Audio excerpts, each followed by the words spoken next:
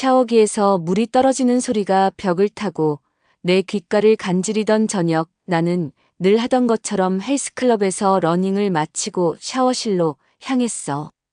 이 시간대엔 사람이 별로 없어 조용하고 좋았지.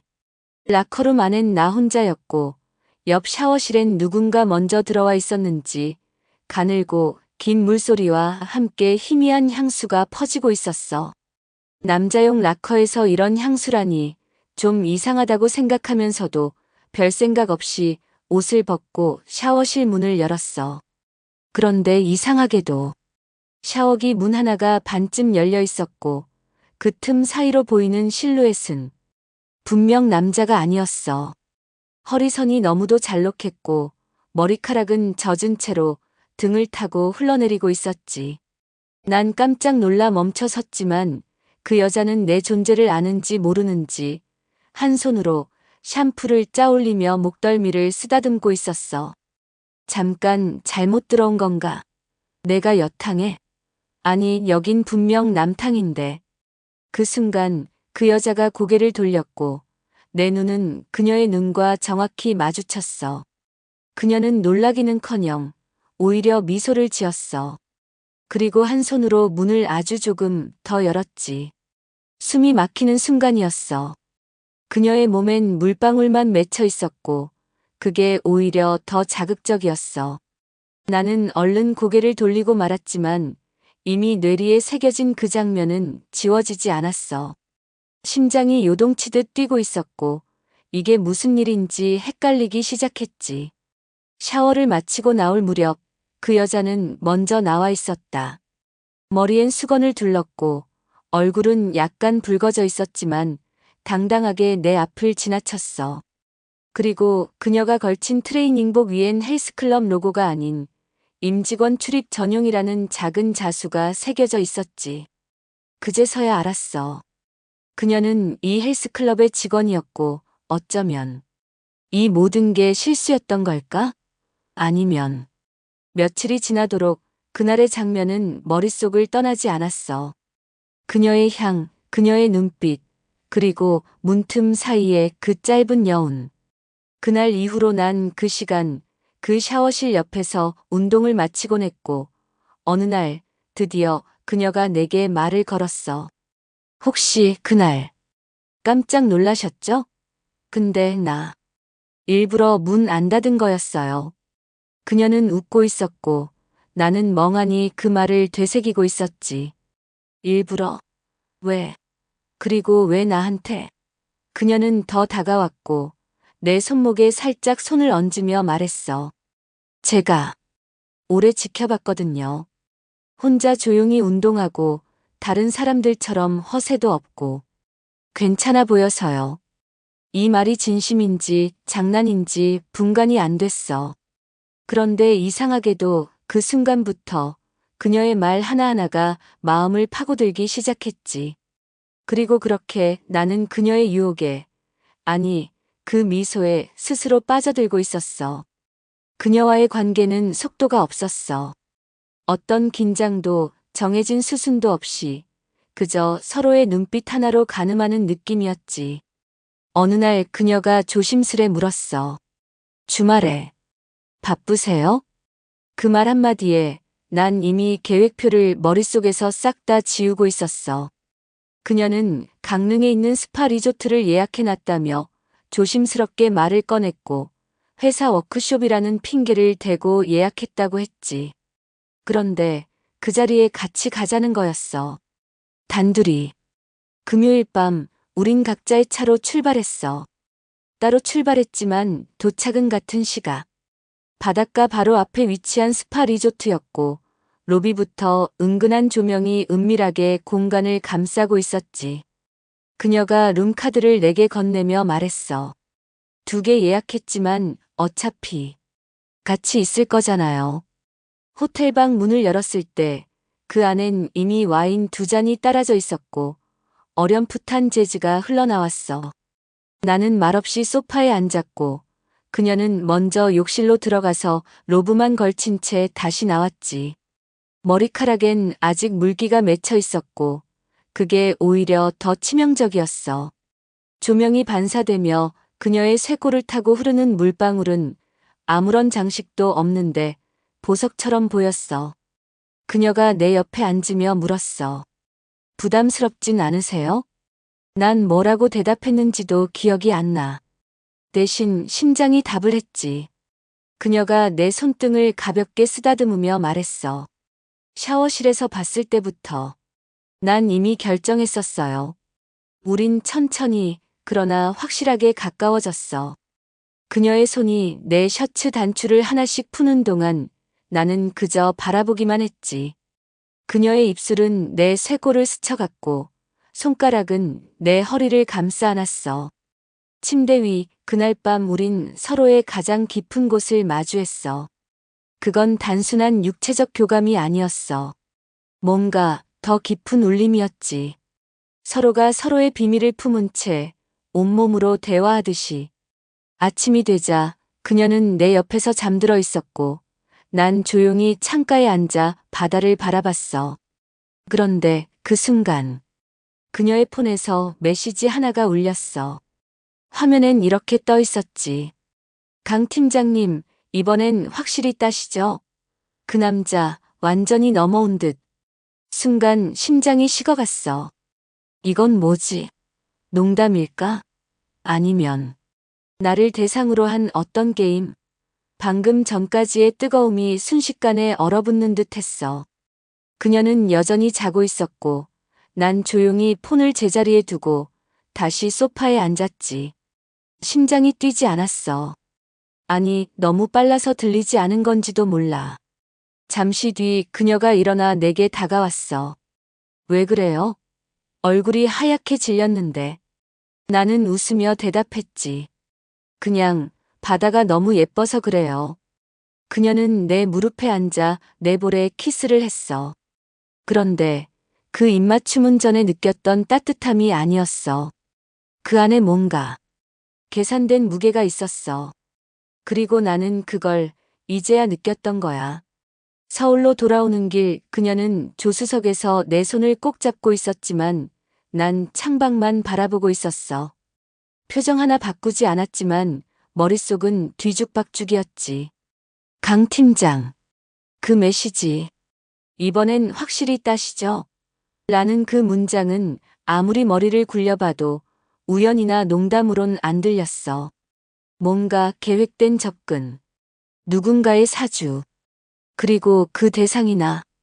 그녀는 아무렇지 않게 커피를 마시고 있었고 심지어 웃으면서 내게 물었어. 서울 도착하면 저녁 뭐 먹을래요? 나는 그 순간 모든 감정을 눌러버렸어. 그래야 진실을 파고들 수 있으니까. 멍청하게 믿고 끌려다니는 남자가 아니라 진짜 뭔가를 알고 있는 사람처럼. 그날 이후 나는 헬스클럽을 이틀에 한 번꼴로 나갔고 그녀는 여전히 다정하게 내게 다가왔어. 마치 아무 일도 없던 것처럼. 하지만 난 그 눈빛 속에서 미세한 떨림을 읽었지. 내 시선이 흔들리지 않자 그녀는 불안해하기 시작했어. 그리고 드디어 강 팀장을 직접 마주할 기회가 왔어. 그날은 헬스클럽에서 작은 VIP 행사 비슷한 게 있었고 그녀는 내게 꼭 와달라며 초대장을 건넸지. 회사 고위 관계자들이 온다고 했고 난 직감했어. 강 팀장도 올 거라고. 나는 단정한 셔츠를 입고 행사장으로 향했고 예상대로 그녀는 한 남자와 조용히 웃으며 대화를 나누고 있었어. 그는 키가 크고 머리는 살짝 희끗했으며 목에 걸린 사원증엔 기획본부 강도연 팀장이라고 적혀 있었지. 난 다가가서 인사했어. 반갑습니다. 예전부터 뵙고 싶었어요. 그는 나를 보며 짧게 인사했지만 눈빛엔 뭔가 경계심 같은 게 스쳐갔어. 그리고 곧이어 그녀가 다가와 내 팔짱을 꼈지. 마치 무언의 선언처럼. 강 팀장의 표정이 일그러졌고 그건 분명 질투였어. 나는 더 확신했어. 저 두 사람 단순한 업무 관계가 아니야. 뭔가 더 있었고 난 그 한가운데 있었던 거야. 행사 후반 그녀는 조용히 내게 말했어. 미안해요. 지금은 말 못하지만 다 설명할게요. 조금만 더 믿어줘요. 나는 그 말도 믿을 수 없었어. 하지만 몸은 계속 그녀를 원하고 있었고, 감정은 엉망이 된 채로 그녀를 향하고 있었지. 며칠 뒤 그녀가 먼저 연락을 끊었어. 그날 이후 연락도 카톡도 없었지. 나는 궁금증과 분노 사이에서 미쳐버릴 지경이었어. 이게 뭐였던 거야? 그냥 놀이? 아님 협박?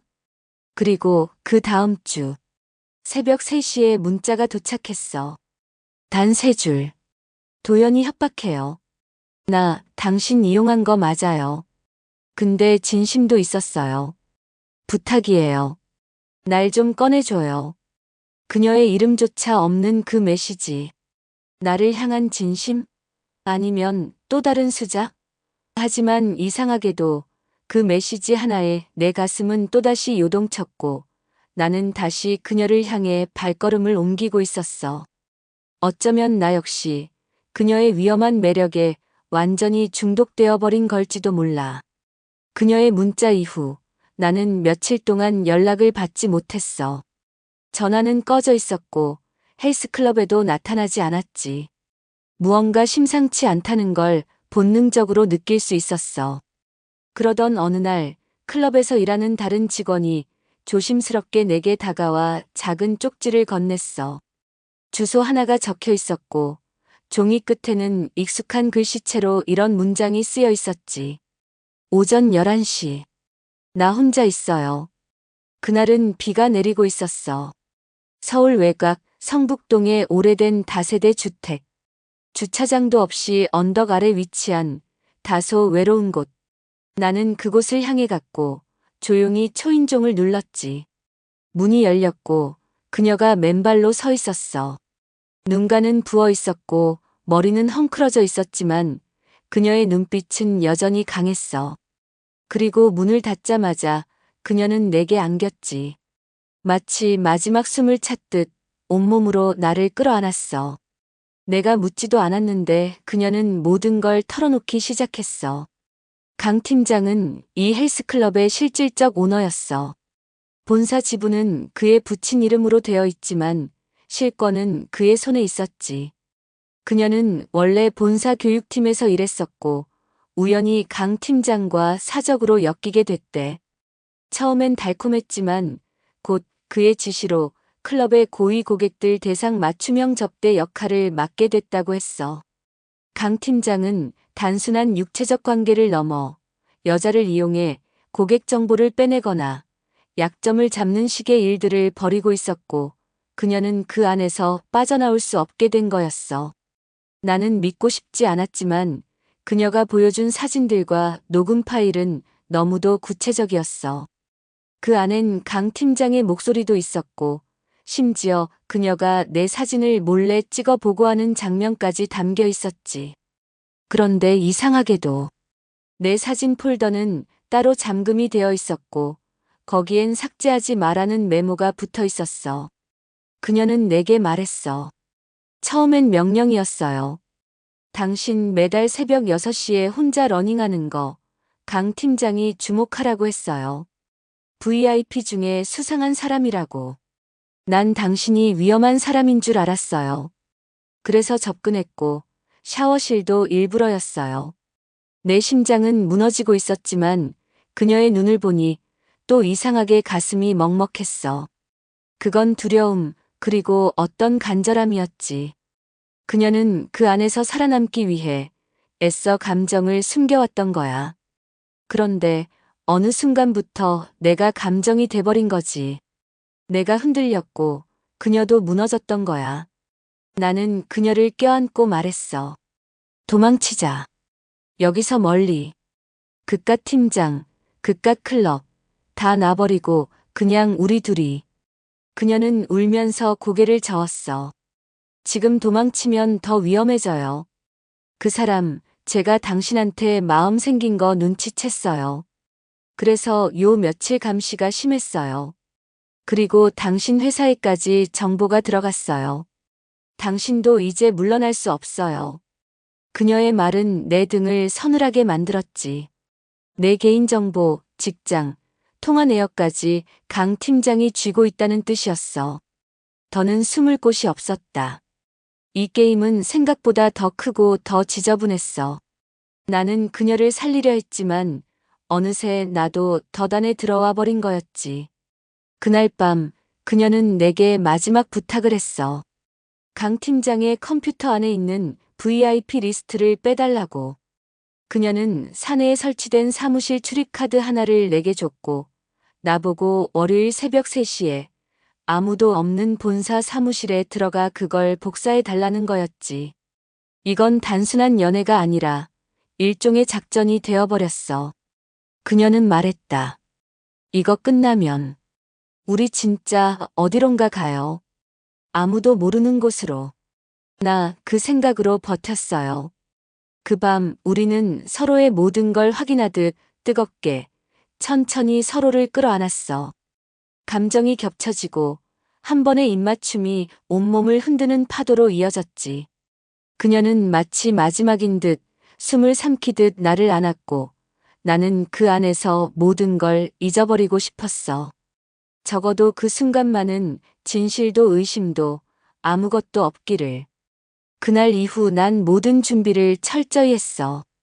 그녀가 준 출입카드를 복제해 전자키를 등록했고 건물 내부 CCTV 위치와 회전 주기까지 확인했지. 내게 주어진 시간은 단 14분. 새벽 3시 12분부터 청소팀이 건물에 들어오고 3시 27분부터 야간 경비원이 순찰을 도는 사이. 그 사이에 나는 본사 7층 강 팀장 개인 사무실로 침투해 VIP 리스트가 담긴 외장 SSD를 확보해야 했어. 월요일 새벽 비가 뿌리는 소리에 마음이 더 가라앉았어. 그녀는 내게 문자 하나만 보냈지. 돌아올 때 꼭 웃는 얼굴로 와줘요. 차를 건물 뒤편에 세우고 정문이 아닌 주차장 후문을 통해 안으로 들어갔어. 복도엔 아무 소리도 없었고 사무실 안은 아직 따뜻했어. 강 팀장이 최근까지 여기 있었던 건 분명했지. 나는 사무실 책상 아래 설치된 개인 금고를 찾았고 그녀가 알려준 번호를 누르자 마침내 락이 풀렸어. 그 안엔 서류 몇 장, 검정색 외장 SSD 하나, 그리고 의외의 물건 하나가 있었어. 사진이었어. 그녀와 강 팀장이 함께 웃고 있는 사진. 하지만 그건 단순한 연인이 아니라 부부처럼 보였어. 나는 믿을 수가 없었어. 혹시 이 모든 게 내가 그녀를 지켜주는 게 아니라 그녀가 나를 함정에 빠뜨린 건 아닌가. 외장 SSD를 손에 들고도 나는 한참을 그 앞에 멍하니 서 있었지. 돌아가는 길 심장이 계속 쿵쾅거렸어. 외장 SSD엔 무엇이 담겨 있을까? 그녀는 왜 그걸 빼오라 했을까? 그리고 그 사진 진짜였던 걸까? 그녀는 내가 돌아오자마자 문을 활짝 열었어. 말없이 나를 껴안고 내 얼굴을 쓰다듬었지. 그 표정엔 진심이 담겨 있었어. 적어도 그 순간은 그랬어. 나는 물었어. 이거 진짜 내가 원하는 거야? 그녀는 고개를 끄덕이며 대답했어. 그래야 우리 살 수 있어요. 나는 외장 SSD를 그녀에게 건넸고 그녀는 바로 노트북을 켜서 파일을 열었지. 수많은 VIP 이름, 그들의 민감한 거래 내역, 영상 파일들. 그 안엔 정치인, 재계 인사, 심지어 해외 투자자들까지 얽혀 있었어. 그리고 그 중 하나. 특별 폴더라 불리는 암호화된 파일. 그녀는 그것만은 열지 못했어. 비밀번호가 걸려 있었고 그것만큼은 강 팀장이 따로 관리하고 있었지. 그녀가 내게 말했어. 저 파일이 마지막 카드예요. 저 안에 진짜가 있어요. 나와 강 팀장, 그 사이의 모든 진실. 그리고 나의 과거. 나는 물었어. 혹시 너희 부부였어? 그녀는 숨을 삼키고 대답했어. 아니에요. 난 그 사람한테 팔린 거예요. 빚 때문에. 내 가족 모두에게 돈이 필요했어요. 대신 3년 계약. 사랑도 감정도 없었어요. 근데 내가 계약을 어겼어요. 당신을 사랑해버렸으니까. 그 말을 듣는 순간 모든 게 무너지는 동시에 다시 세워지는 기분이었어. 그녀는 감정 없는 계약 속에 갇혀 살았고, 나를 만나고부터 진짜 숨을 쉬기 시작한 거였지. 그래서 위험해져 버린 거야. 그녀도 나도. 하지만 그날 밤 일이 터졌어. 우리가 잠든 사이 창밖에서 인기척이 들렸고 바로 다음 순간 현관문이 발로 차이고 열려버렸어. 두 명의 남자, 검은 옷, 무표정. 나는 본능적으로 그녀를 안고 침대 아래로 몸을 숨겼고 그녀는 속삭였어. 그 사람들 도연이 보낸 사람들이에요. 우린 그 순간부터 도망쳐야 했어. 짐 하나 없이, 신분증도 없이 그녀가 준비해둔 예비폰 하나만 들고 서울을 빠져나왔지. 목적지는 그녀도 말하지 않았어. 그냥 바닷가 근처에 있는 오래된 민박집. 거기서 우리는 다시 서로의 손을 잡았어. 흔들리고 상처투성이지만 여전히 서로를 원했고 지키고 싶었어. 민박집은 해안 절벽 아래 있었어. 마치 세상에서 단절된 듯한 느낌. 바람 소리와 파도 소리 외엔 아무것도 들리지 않았지. 그녀는 커튼도 걷지 않았고 불도 켜지 않았어. 우리의 유일한 빛은 촛불 하나였고 그마저도 금방 꺼질 듯 흔들리고 있었지. 그런 불안한 공간에서 그녀는 내 품에 안겨 속삭였어. 당신이 아니었으면 난 이미 사라졌을 거예요. 그녀의 몸은 차가웠지만 그 손끝은 간절하게 떨리고 있었어. 내게 기대는 그녀의 숨소리 하나하나가 너무도 살아있었지. 우리는 말없이 서로를 느꼈고 그 밤은 마치 마지막처럼 깊고 깊게 얽혀 있었어. 물리적인 접촉이 아니라 존재 자체를 서로에게 새기는 밤이었지. 그 다음 날 새벽 그녀는 노트북을 열었고 비밀번호가 걸린 그 암호화된 파일을 바라보며 말했어. 내가 죽을 수도 있어요. 이거 열면 당신도 위험해질 거예요. 그래도 열어요? 나는 고개를 끄덕였어. 우리는 이미 여기까지 왔고 이 판에서 물러나기엔 너무 많은 걸 알아버렸어. 그녀는 손가락을 떨며 비밀번호를 입력했지. 파일이 열리는 순간 그녀는 숨을 멈췄고 나도 모르게 손을 움켜쥐었어. 화면 속엔 영상이 재생되기 시작했어. 회색 정장 차림의 강 팀장이 VIP 접대 장소에서 술을 따르며 미소 짓는 장면. 그리고 카메라는 천천히 옆으로 이동했지. 화면에는 그녀가 있었고 동시에 화면 아래에 날짜와 장소가 떴어. 2019.07 3. 부산 해운대. 그 영상 속 그녀는 지금과는 전혀 다른 표정이었어. 공허하고 무표정하고 마치 사람이 아닌 인형 같았지. 그리고 곧이어 그녀가 테이블 아래에서 누군가의 다리를 만지고 있는 장면이 나왔어. 나는 숨이 막혔고 그녀는 고개를 푹 숙였어. 화면엔 음성도 있었어. 강 팀장이 말했지. 예, 저 친구 마음에 드셨으면 연락 주십시오. 계약은 언제든 가능하십니다. 나는 차마 그녀를 볼 수 없었어. 그 파일은 단순한 리스트가 아니었어. 여자들을 거래하는 장면, 증거, 계약. 그리고 마지막 폴더엔 팩이라는 이름으로 지정된 6명의 여성 사진이 있었어. 모두 얼굴엔 선을 그어놨고 그중 마지막 사진. 그녀였어. 그녀도 팩이 대상이었던 거야. 나는 묻지 않았어.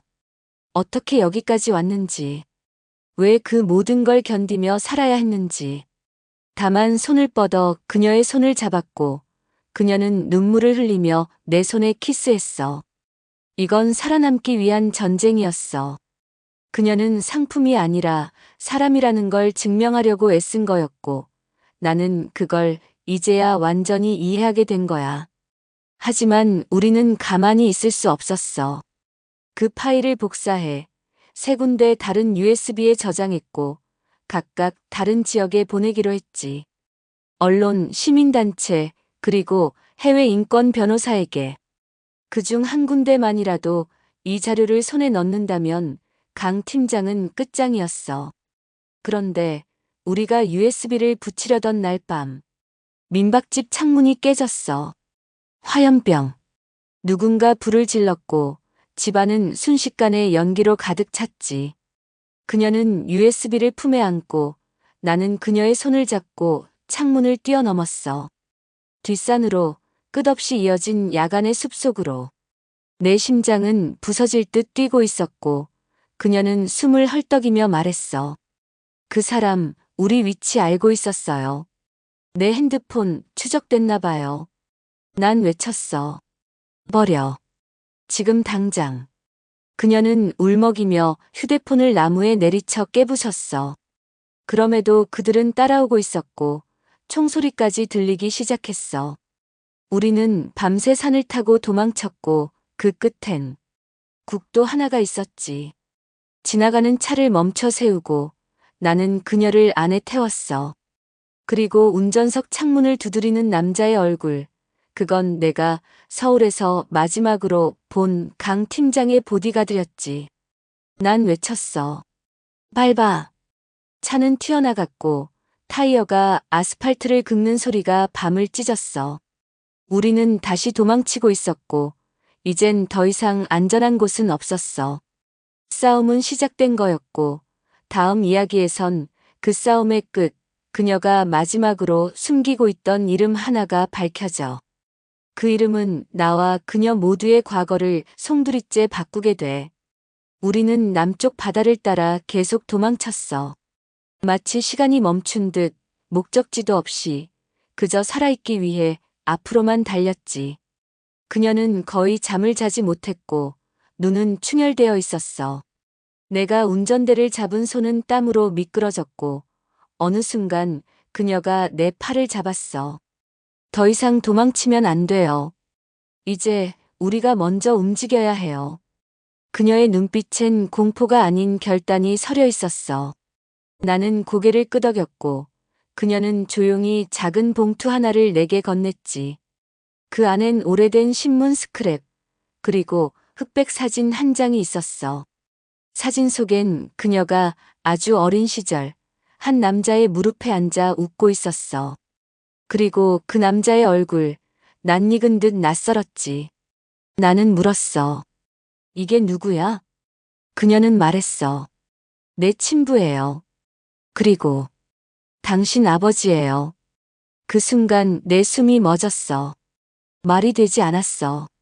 내가 알던 내 아버지는 오래전 병으로 돌아가셨고 가족은 이혼 후 뿔뿔이 흩어졌던 기억밖에 없었거든. 그런데 그녀가 꺼낸 두 번째 사진, 그건 결정적이었지. 강 팀장과 내 아버지가 함께 서 있는 사진. 그리고 아래엔 날짜와 장소. 2001.09 10 종로구 평창동 회의실. 그녀가 말을 이었어. 당신 아버지 도영과 같이 회사를 만들었어요. 헬스클럽은 그 외피였고 안에서는 고객정보 장사, 외국인 자산가를 노린 함정 계약들, 그리고 여자들을 이용한 거래. 난 그 안에 있었어요. 그리고 당신도 그 바깥은 아니에요. 나는 소리쳤어. 말도 안 돼. 난 그런 거 몰랐어. 내 가족이 그런 사람들 아니야. 그녀는 고개를 끄덕였어. 알아요. 그래서 내가 당신을 택한 거예요. 당신만이 이 게임을 끝낼 수 있으니까요. 그녀가 건넨 마지막 서류엔 내 이름이 있었고 유산 계승자로 등록된 문서가 함께 들어있었어. 회사 지분의 12%. 나는 태어나기도 전부터 이 더러운 구조 안에 이름이 올라가 있었던 거야. 내가 아무것도 모르고 살아왔던 그 시간 속에서 내 이름은 이미 협작과 범죄의 유산 위에 놓여 있었어. 그녀는 계획을 세워놨어. 강 팀장이 매주 수요일 저녁 제주도에서 본사 서브 미팅을 한다는 걸 알고 있었고 그 자리에 내가 나타나야 한다는 거였어.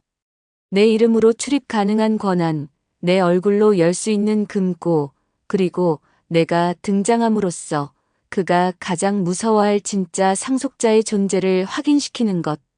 그녀는 말했다. 당신이 나타나는 순간 그 사람은 무너질 거예요. 왜냐면 당신은 그의 치부를 가진 유일한 사람이니까요. 우리는 제주행 비행기를 타지 않았어. 대신 목포에서 배를 탔지. 더욱 느리고 더욱 외진 방법. 그녀는 내 옆에서 조용히 손을 잡고 있었고 나도 더 이상 물어보지 않았어. 그냥 믿기로 했거든. 이 여자는 나를 속였고 동시에 나를 구했어. 그게 진실이야. 제주에 도착하자마자 우리는 그녀가 준비해둔 리조트 방으로 들어갔고 그날 밤 마지막인 것처럼 서로를 끌어안았어. 그 안엔 분노도 슬픔도 죄책감도 용서도 다 섞여 있었지. 그녀의 입술은 마치 뜨거운 증거 같았고 그녀의 몸짓 하나하나는 내가 잃어버린 과거를 되돌리는 주문 같았어. 우리는 함께 떨고 함께 타올랐어. 숨소리가 멎고 모든 감각이 마비될 때까지 서로를 꼭 붙잡았지. 그 다음 날, 우린 그 회의실로 들어갔어. 내 이름으로, 내 얼굴로. 강 팀장은 내가 들어오자마자 얼굴이 하얗게 질렸어. 그는 더 이상 여유로운 미소가 아니었고 그녀를 본 순간 욕설을 내뱉으며 뒤로 물러섰지. 그리고 그 뒤 경호원 둘이 우리를 향해 다가왔어. 하지만 나는 미리 준비했던 USB를 꺼내 테이블 위에 던졌지. 이걸 열면 당신 인생 끝나요. 법이 아니라 세상 그 자체가 당신을 뭉개버릴 거예요. 당신이 더럽힌 여자들, 팔아넘긴 사람들, 그리고 내 아버지. 강 팀장의 표정은 천천히 일그러졌고 그는 낮게 웃었어. 넌 결국 걔를 위해 여기까지 왔구나. 근데 말야. 그 여자 널 위해 한 게 아니야. 널 이용한 거지. 그 순간 나는 돌아봤어. 그녀는 아무 말도 하지 않았어. 심장이 얼어붙었지. 이 모든 게 또다시 거짓이었나? 회의실엔 정적만 흘렀어. 테이블 위에 놓인 USB, 강 팀장의 비웃음, 그리고 그녀의 침묵. 그 고요 속에서 나는 천천히 고개를 돌려 그녀를 바라봤어. 두 눈은 흔들림 없었고 입술은 굳게 다물려 있었어. 내가 물었지. 그 말, 진짜야? 이 모든 게 날 이용하려고? 그녀는 대답하지 않았어. 대신 내가 줬던 은색 라이터를 꺼내 들었어. 우리가 처음 여행을 떠나던 날 주유소에서 사소하게 주고받은 그냥 아무 의미 없을 것 같았던 그 라이터. 그녀는 그걸 내 손에 쥐어주며 말했어. 이건 내가 처음으로 내 돈으로 산 물건이에요. 17살에. 그때부터 난 항상 팔리는 삶이었어요. 누군가의 손에, 누군가의 거래 안에. 당신만은 날 사지 않았어요. 그래서 내가 지키고 싶었어요. 그 마음만은 진심이었어요. 나는 그 말이 진짜라는 걸 느낄 수 있었어. 입술로는 말하지 않아도 눈빛은 거짓을 감추지 못하거든. 강 팀장은 자리에서 벌떡 일어나 외쳤지. 그 USB 당장 내놔. 전현이랑 짜고 다 계획한 거지. 너희 둘 다 무덤 파는 거야, 지금. 그 순간 리조트 복도 끝에서 경찰들이 들어섰고 그녀는 고개를 숙인 채 두 팔을 들었어. 난 충격에 빠진 채 뒤늦게 그녀에게 물었지. 왜 경찰을 부른 거야? 그녀는 미소를 지으며 대답했어. 우리 중 누군가는 끝을 봐야 했잖아요. 당신 대신엔 내가 맞을게요. 그래야 나도 살아있었단 흔적이 남을 테니까. 그녀는 그렇게 연행되어 나갔고 나는 그 자리에 멍하니 앉아 있었어. 그녀가 남기고 간 라이터, 그 안에 작은 메모 하나가 접혀 있었어. 나 같은 여자 믿어줘서 고마워요. 이젠 당신 인생, 당신 손으로 살아가요. 그 메모를 손에 쥔 채 난 오래도록 불을 켜지 못했어. 마음이 꺼질까봐. 손끝에 남은 그녀의 온기마저 놓칠까봐.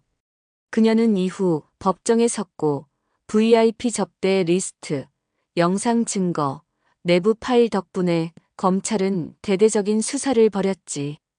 강 팀장은 결국 구속됐고 내 아버지의 이름도 뉴스에서 사라졌어.